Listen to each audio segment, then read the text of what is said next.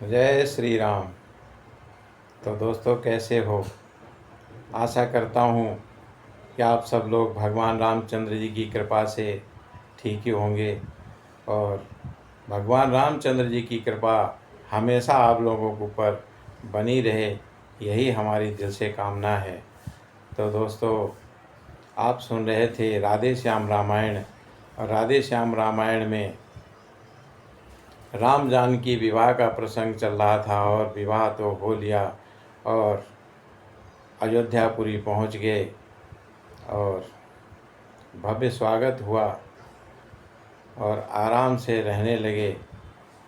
अयोध्यापुरी में आनंद ही आनंद है। तो दोस्तों, आइए आगे की कथा सुनते हैं। अब जनकपुरी में राम का जब से हुआ विवाह, छाया तब से अवध में नया चाओ उत्साह। दशरथ सा था शीश पर चक्रवर्ती महिपाल, प्रजा वर्ग था इसी से सब विधि माला माल। एक दिवस अचानक राजा ने दर्पण में अपना मुख देखा कुछ बाल सफेद हुए, चौथे पन को सन्मुख देखा। सोचा आता है ग्रीष्म काल, सुंदर बसंत ऋतु जाती है।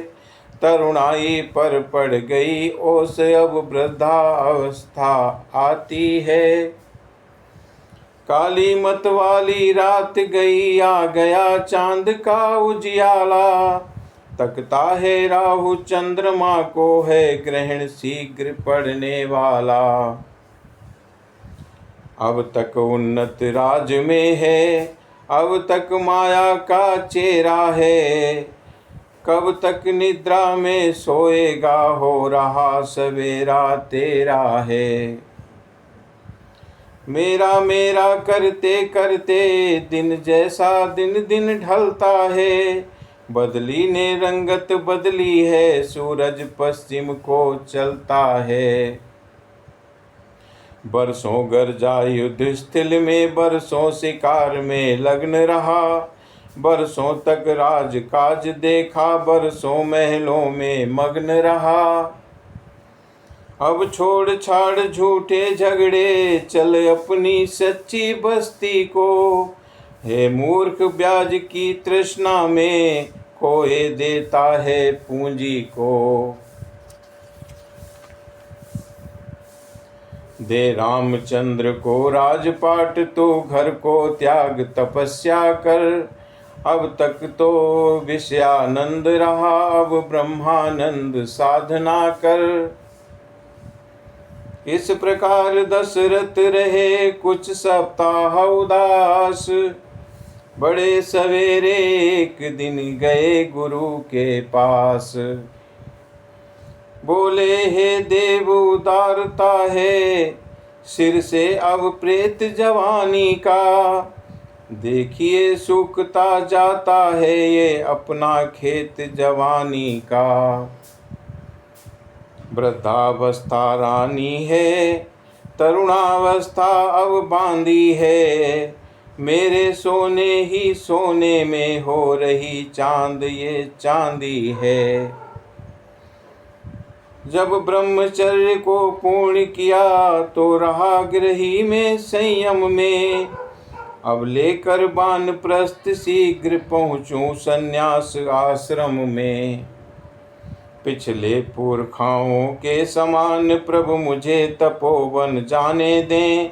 हो गया राज्य के योग्य राम, उसको अब राज चलाने दें।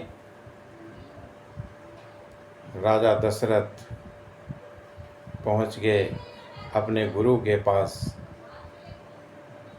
कि गुरुजी, अब हमारे बाल भी सफ़ेद हो गए, वृद्धावस्था आ गई, अब जवानी नहीं रही।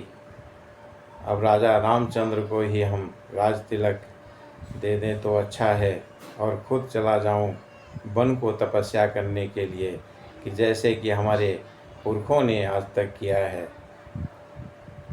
तो गुरु वशिष्ठ क्या बोलते हैं दोस्तों, आइए सुनते हैं। गुरु वशिष्ठ बोले, नृपति है ये उचित विचार, मैं भी इस प्रस्ताव को करता हूँ स्वीकार।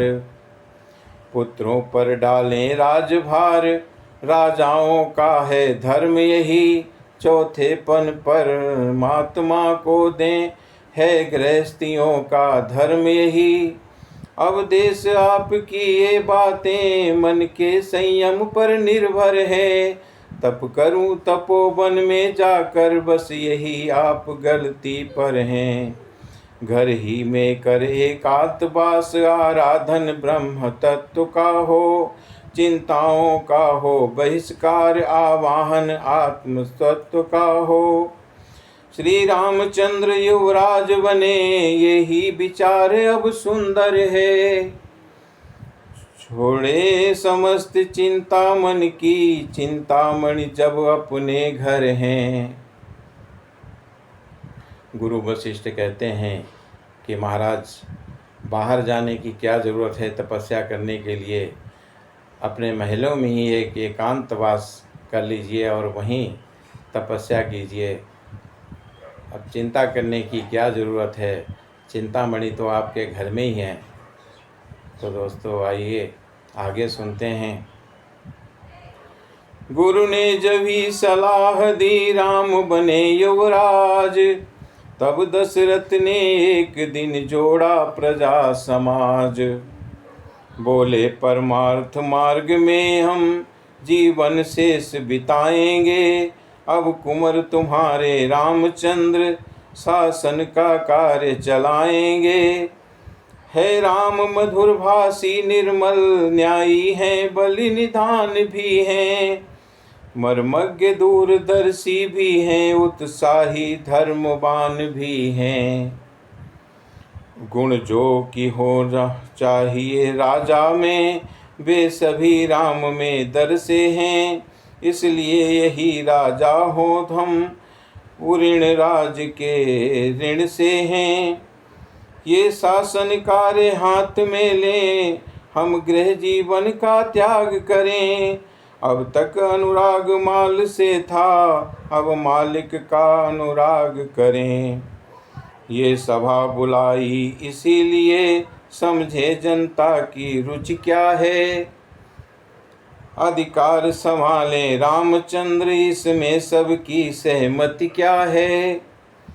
उचित और अति श्रेष्ठ है, उठे सभी पुकार, इस प्रकार सबको हुआ ये विचार स्वीकार।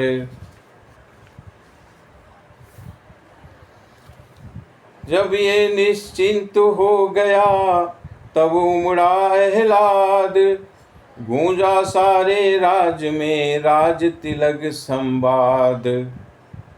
सारी प्रजा ने भी हाँ कर दी कि महाराज ये तो बहुत अच्छा किया, जो रामचंद्र जी को राज तिलक कर रहे हैं, अब वही संभालेंगे। तो दोस्तों आज की कथा को हम यहीं पर विराम करेंगे और इससे आगे की कथा हम आपको शेष अगले भाग में सुनाएंगे। तो दोस्तों ऐसे ही अपना प्यार और आशीर्वाद देते रहिएगा। तो दोस्तों जय श्री राम।